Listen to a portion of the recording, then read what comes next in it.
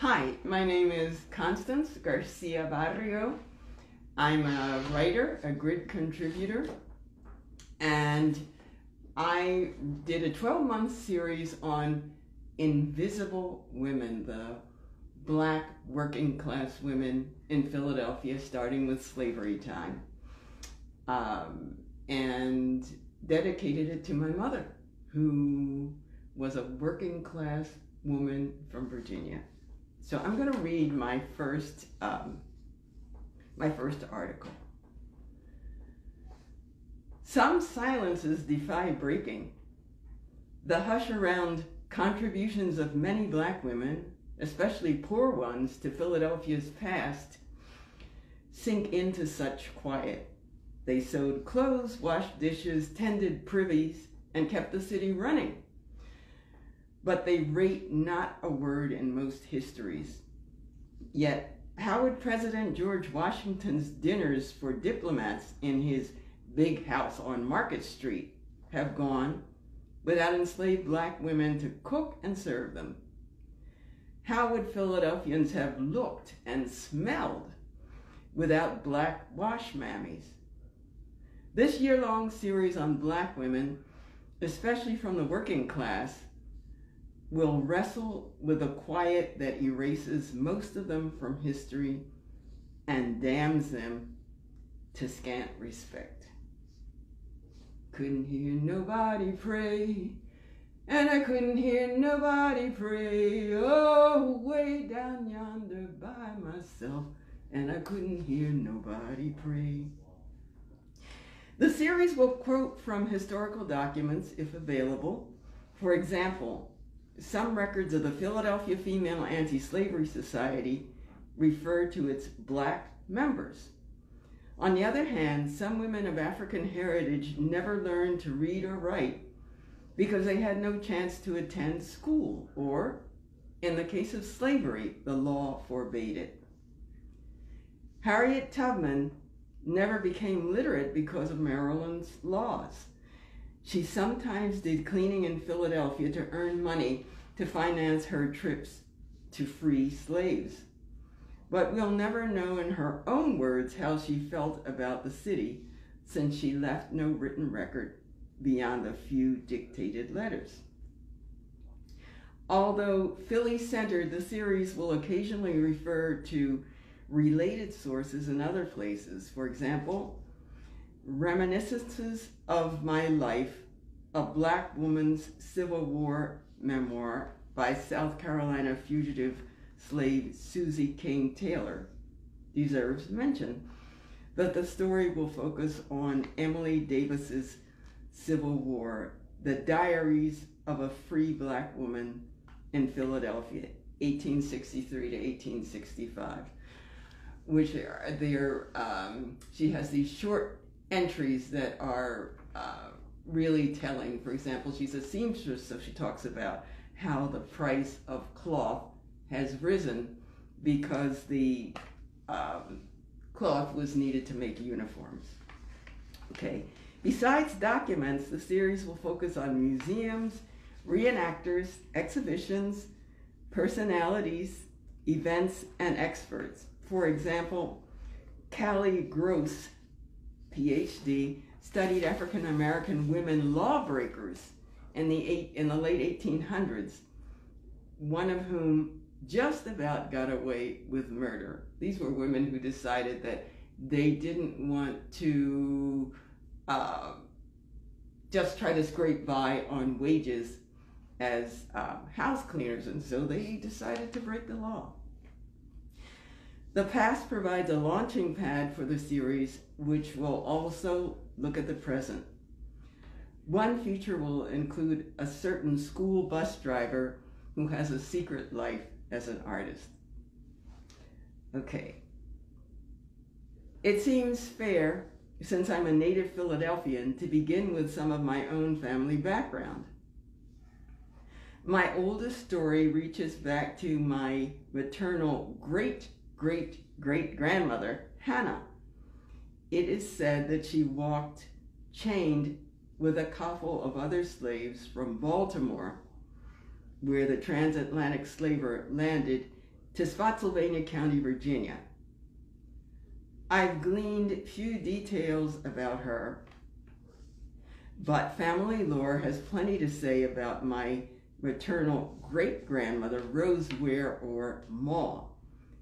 Born into slavery about 1851, Ma saw soldiers retreating from the 1864 Battle of Spotsylvania County Courthouse during the Civil War.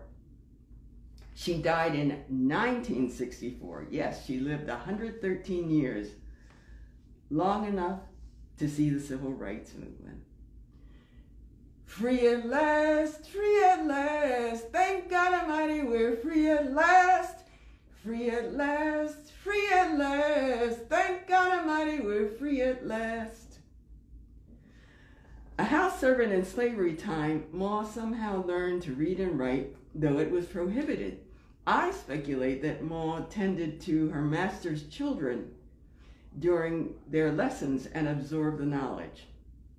When freedom came at the end of the Civil War, she and her husband Jacob scrimped, sharecropped, and bought land. A bosomy, plain-spoken, chocolate-brown woman, Ma began each day with a prayer and a tot of gin. She was a seamstress, herbalist, and farmer. As a scribe for illiterate neighbors, both black and white, in Part Law, the location of the Virginia plantation where Kunta Kinte, a character in Alex Haley's book Roots, was enslaved, Ma knew many people's private business because they brought her letters to read them so that she could read them to them. She had enough of a reputation as a sharpshooter to keep the Ku Klux Klan at bay. Widowed early, she took a lover in her 60s. My mother would take us to Ma's farm for a few weeks each summer. Around the time that I had an inkling of what Ma's life meant, she died. I do have a vivid memory of what happened the last time I saw her alive. Ma was 112 at the time. Her mind was clear, but she had so many grandchildren, great-grands, and more that it took her a moment to place us in the horde of descendants. When she realized that I was her great-granddaughter through Cleoria, my mother's name, she asked me to come over to the sofa where she spent her days. Then she said, "Lift your skirt." I was surprised, but how could I disobey someone so old? With gnarled hands, she felt my calves, knees, and thighs, and then smiled. As soon as we left Ma's rutted drive to return to Philadelphia, I asked my mother why Ma had done that.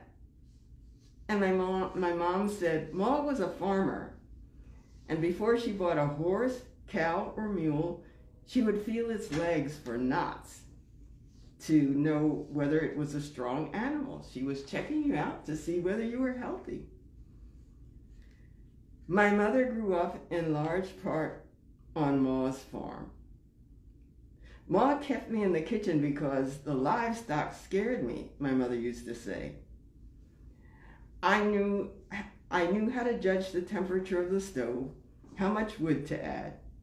My sister, my mom's sister Kalitha, helped with the horses and cows.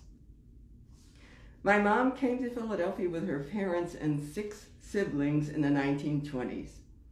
My grandmother, Edna, kept house while my grandfather, Major, helped build the Broad Street subway and ran a couple of whorehouses and sometimes sold his herbal concoctions in drugstores.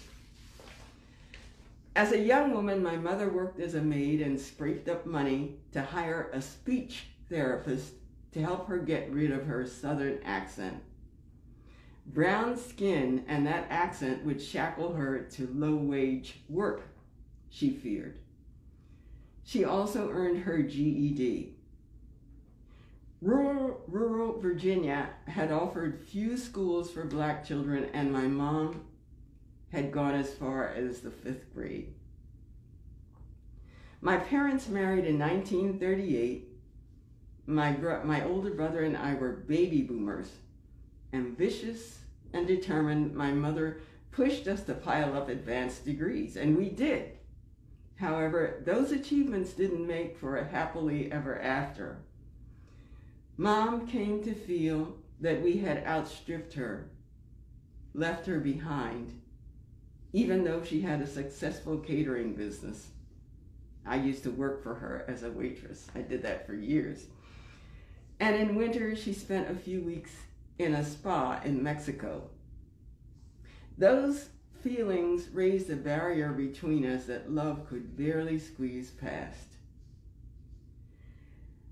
When she lay dying, she finally said, "I am delighted with you." The truth, despite the jabs and pain, I miss her. Mom cooked and served thousands of meals, helped hundreds of people mark milestones in their lives. A Black working class woman, if ever there was one, who will never have a line in a history book. I dedicate this series to her. Amen. Amen.